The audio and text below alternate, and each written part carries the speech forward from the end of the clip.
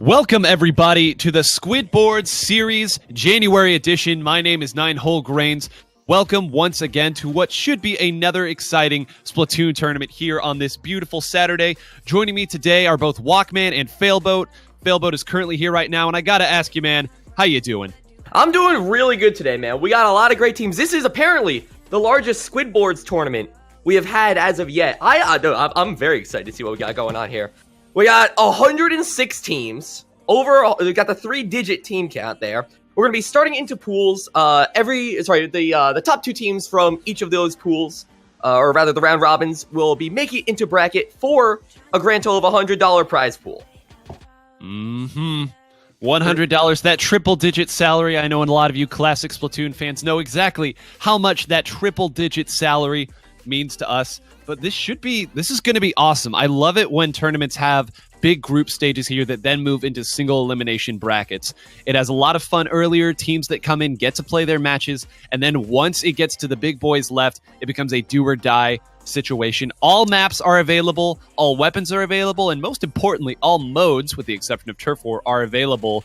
So what does that mean? What mode do we get now? Clams. Oh, I'm so excited to see some Clamblitz stuff. I've seen a little bit here and there in the competitive world.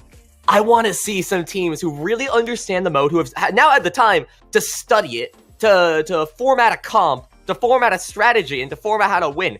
I want to see people go in, man. I'm really excited to see that all happen. But you're right, man.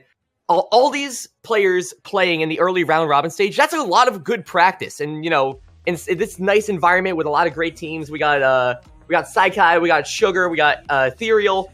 A lot of great teams we're going to be seeing out here. To get a chance to play them in a nice competitive setting, you're going to get a lot of practice. And then, as you said, moving into bracket, we're going to see more and more hype games as it goes on. And all these, I think a lot of these new teams, as we talked about before the stream, a lot of these new teams are coming out due to the Christmas rush. Everyone getting Switches, and welcome to the Splatoon 2 scene, hopefully in a nice fashion. Absolutely. This is a great tournament to get it started. Like we said, the group stage that lets you play a lot of games, even if it's only an 0-3 time, that's still a few games. You get to play against some teams your level, some teams that are more upper echelon, but still, it's games. You get your money's worth. It's a joke because now it doesn't cost any money to enter. But I want to bring in... Yeah, $100 for, the funny thing is some people may balk at that and say, wow, $100. It's like, man, it's a Saturday. You were going to be able to play Splatoon anyway. Like, you may as well get a little bit of money for it.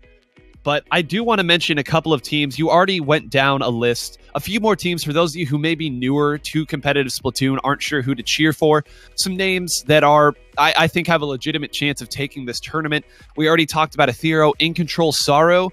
It's a newly formed team from Extermination, which was an older team that we would constantly see in top 3s at big tournaments like this. They'll be looking to make a statement today. Saikai, who is in the debate for best overall team in Splatoon, or at least in the Western scene. Tomo, Kraken Paradise, Olive, who I'm sure a lot of our viewers are already familiar with, EXT, Komodo, Quantum, Deep Blues, Clockwork. It's a stacked tournament today here. Everyone's showing up, and that's how you get triple-digit teams. That's not common whatsoever for the Western scene. Not kidding. And, you're forgetting about the god team of all, the Last Laugh, TLL. Can we get some support for TLL if we get some, if we have any viewers for them in the chat right now? The YouTuber-based team. Oh, I don't think that team is gonna lack for support at all.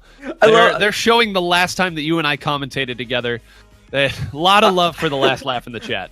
I was talking to Jmoji recently, and he was like, "Yeah, I think the chat loved us, but man, I hope we don't get Nine as a commentator because I think he hates us." I don't hate. They were like watching the end of the stream. They caught the very end of it, and I think they heard you out of context and got the wrong idea. No, they love you. I think you love them. They're a fun team to help mix up the taste of the competitive scene, if I may say. It is, and the Last Laugh, all love. I'm sorry, I've never seen a barbershop quartet go 4 Tentebrellas before. I will admit, I was taken back. I did not know what to say, but I am looking forward to seeing them, and I believe that they are on our schedule today. InkTV, as always, trying to show some love for some teams that you may not have heard of. We are going to be going through 7 different rounds here in the group stage. Ethereal and C Sharp, 2 teams that most of our viewers are familiar with. But then as you see there, we have Ascension versus the fire-breathing Rubber Duckies. If any of you are familiar with them, contact me because I know nothing about them. You see Indigo Chargers there, but as always, trying to show some love to the teams that won't be getting a lot of the eyes on them because, it's all about love. It's all about growing the scene. So looking forward to seeing what these new teams and new players can bring. Yeah, man, you just brought up fire-breathing Rubber Duckies. Unfortunately, I will not be there to commentate that match. I'll be the wonderful Walkman stepping in. But what a name. What a name. Like what was the one we saw a little bit from last time? It was the Hot Dogs. Why is it escaping me? I love that team. Was it Frank's Hot Dogs? Oh, Frank's Hot Dogs, yeah. Yeah, Frank's Hot Dogs. We had like Buttermilk Crispy Chicken. I love the names that go above and beyond with their clever strategies.